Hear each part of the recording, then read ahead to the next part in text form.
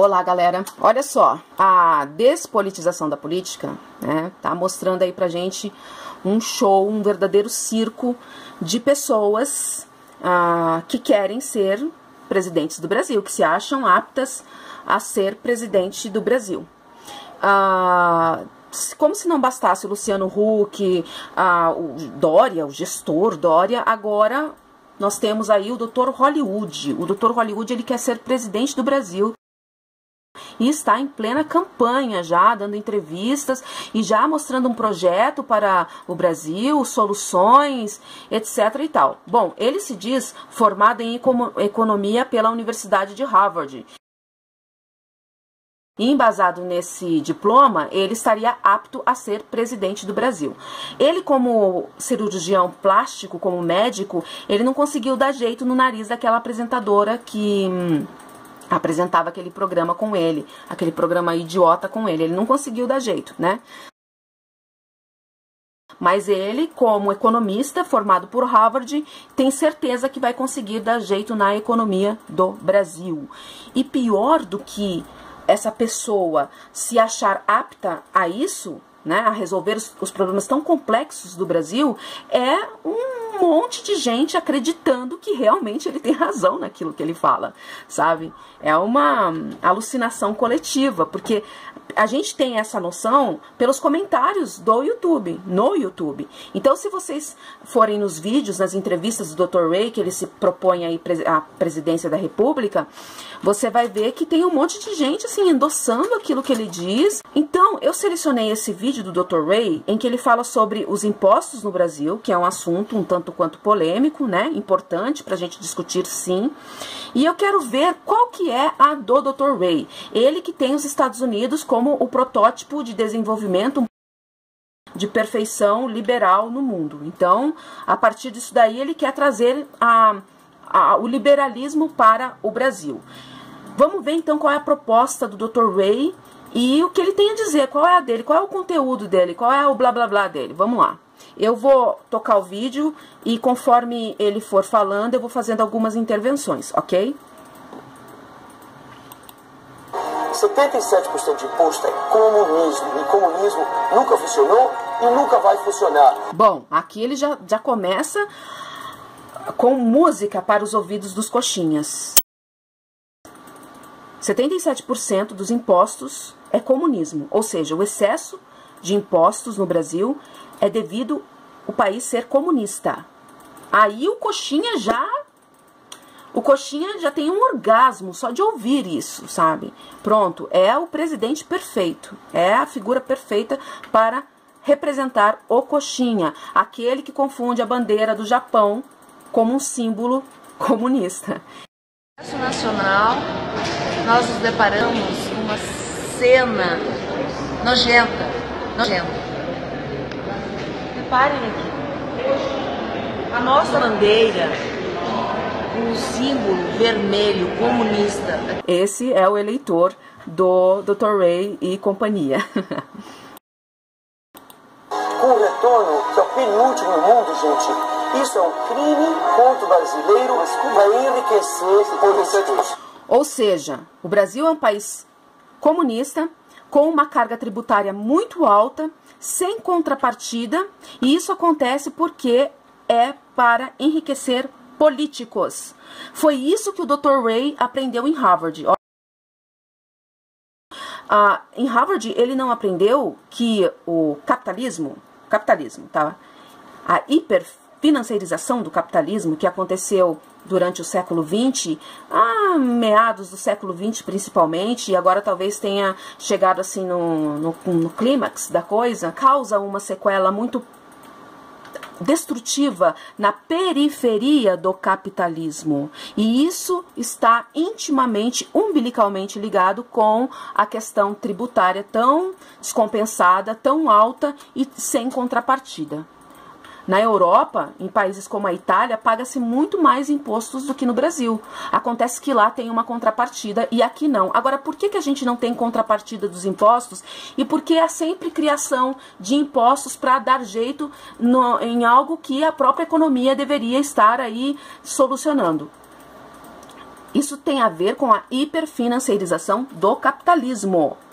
Isso tem a ver com a debitocracia, isso tem a ver com o neoliberalismo, isso tem a ver com a máquina do endividamento público, a grande sangria do dinheiro público, que é aí o dinheiro dos impostos que nós pagamos, tem a ver com o endividamento público e com esse sistema de rentismo, uma nação do rentismo, uma colônia de bancos, uma colônia em que a iniciativa privada faz lucros estratosféricos através do rentismo, que tem a ver com o endividamento público que também não tem nenhuma contrapartida. Ou seja, nós temos um endividamento público que é custeado, que é pago pelos impostos, pelo dinheiro público, ou seja, a única coisa que é pública é realmente a dívida, e isso Marx tinha razão, e não só a especulação, o rentismo através da máquina do endividamento público, mas toda a macroeconomia que está formatada para dar continuidade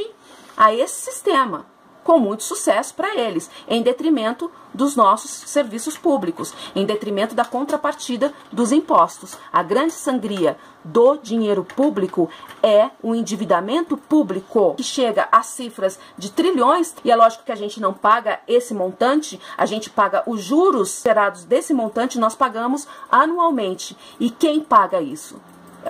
É a gente, é o nosso dinheiro, é o dinheiro dos impostos. E tá aí a grande sangria do dinheiro, então. E não somente a corrupção. Isso não tem nada a ver. A corrupção é a corrupção que a gente está acostumado a ver aí novelizado no Jornal Nacional. Porque essa corrupção que envolve endividamento público, como bem diz a professora Maria Lúcia Fattorelli, é uma corrupção institucionalizada. E as cifras são tão altas que não é um dinheiro que não cabe em mala. Onde que essa gente está achando o comunismo? Aonde essa gente acha que o Estado é o detentor desse dinheiro dos impostos? É uma transferência do dinheiro público para o setor privado, principalmente. É iniciativa privada capitalista, tá? Eu não sei da onde as pessoas tiram que o comunismo existe, que o Brasil é um país comunista. A nossa bandeira, o símbolo vermelho comunista. Sabendo que o Brasil está introduzido numa constante capitalista. Periférica, sim, periférica. É diferente do centro do capitalismo, mas é capitalista. E toda essa nossa economia, que está aí configurada para a manutenção do sistema da dívida, foi feita através de imposições, não vou nem usar a palavra orientação, eu vou usar a palavra imposição, do Fundo Monetário Internacional, uma instituição capitalista, cujo Estados Unidos são os maiores acionistas. Não há nada de comunismo por trás de tudo isso, gente. Estão criando um inimigo que não existe, tal como lá no romance 1984, do George Orwell, em que existia uma figura, o Goldenstein, existia uma figura em que as pessoas odiavam essa figura, tinha até os 2 minutos de ódio, mas essa figura nem sequer existia de fato, enfim, era uma criação do próprio partido dominante.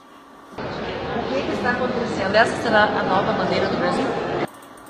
Agora, tem muitas pessoas também que falam que o Brasil é um país comunista porque existe uma política de serviços sociais, uma política de serviços públicos.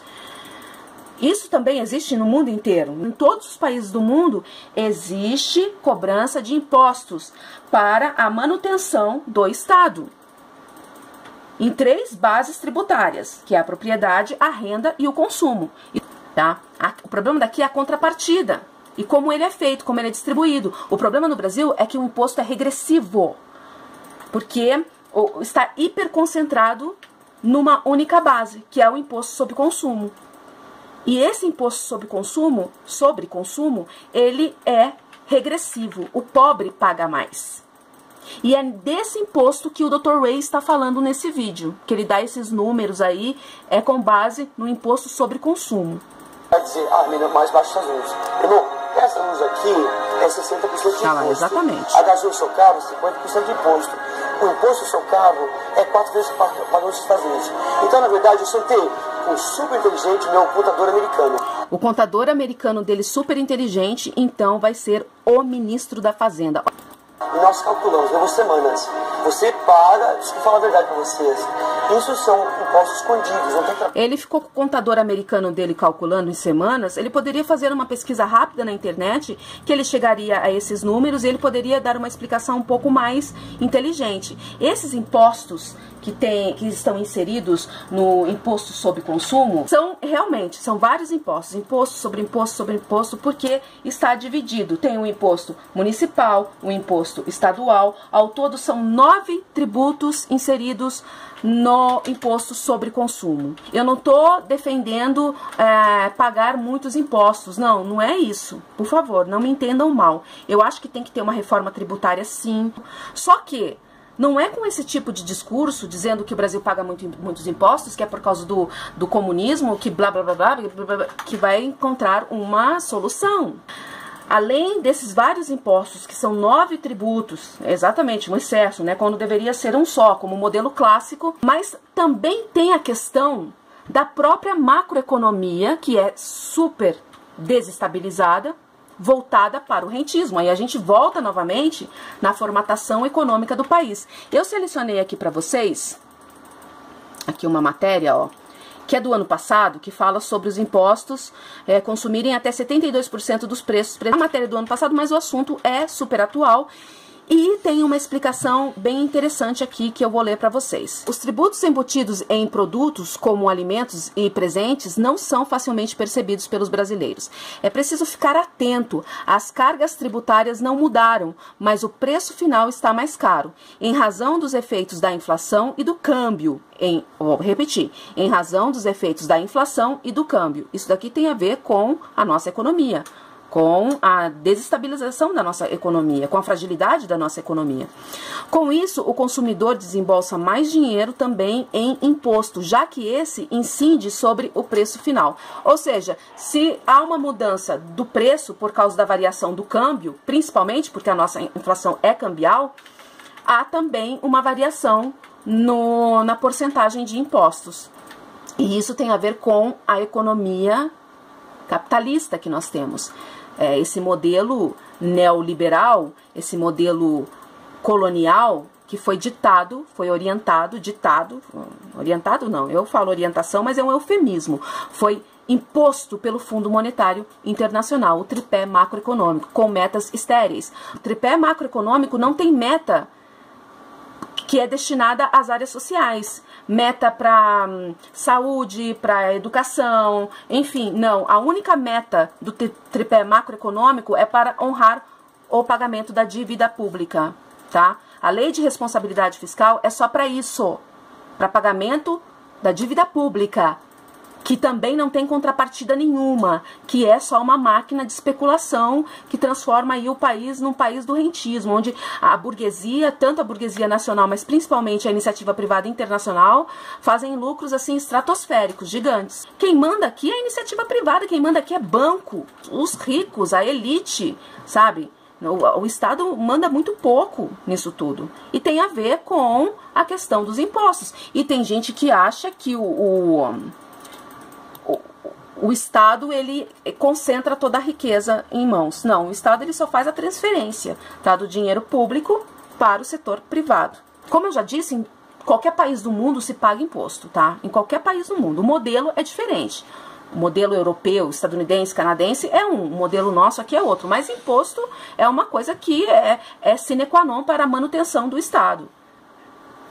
Mas tem gente que acha que a gente não tem que pagar imposto, principalmente num país como o Brasil, que é extremamente desigual. A reforma tributária está aí em pauta.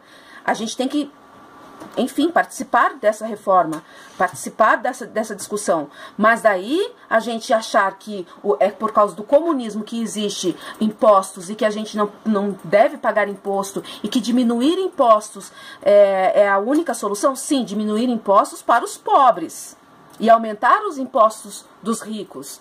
Fazer com que o imposto seja progressivo e não regressivo. Porque no Brasil, quem paga imposto é pobre. Rico não paga imposto, devido a essa concentração do sistema tributário na base do consumo, no imposto sobre consumo. E aí, para finalizar, eu selecionei aqui uma observação do professor Mangabeira Unger, tá? Que já que é para, né, citar alguém relacionado a Harvard, eu prefiro citar o Mangabeira Unger, que é professor em Harvard.